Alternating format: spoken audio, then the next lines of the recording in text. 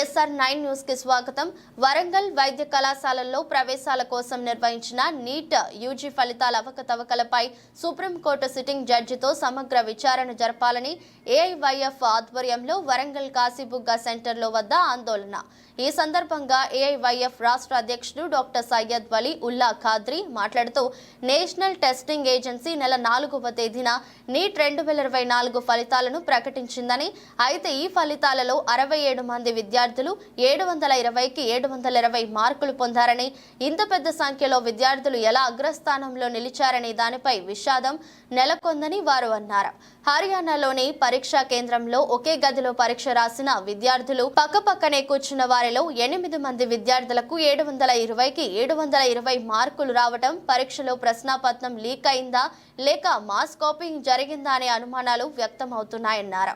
ఈ కార్యక్రమంలో AIYF జిల్లా కార్యదర్శి మస్కా సుధీర్, జిల్లా నాయకులు గణేష్, సారయ్య, సుమన్, అమీర్ తదితరులు పాల్గొన్నారు.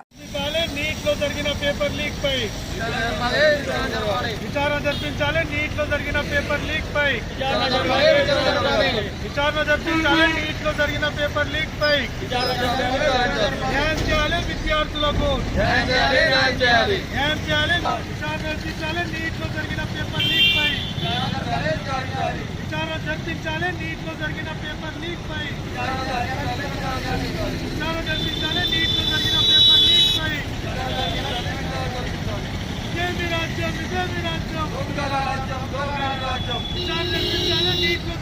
ఈరోజు అఖిల భారత యోజన సమైక్యగా నీట్ ఎగ్జామ్ లో జరిగినటువంటి పేపర్ లీక్ పై పూర్తి స్థాయిలో సుప్రీంకోర్టు సిట్టింగ్ జడ్జి విచారణ జరిపించాలని ఈరోజు ఆందోళన కార్యక్రమం నిర్వహిస్తున్న రాష్ట్ర వ్యాప్తంగా.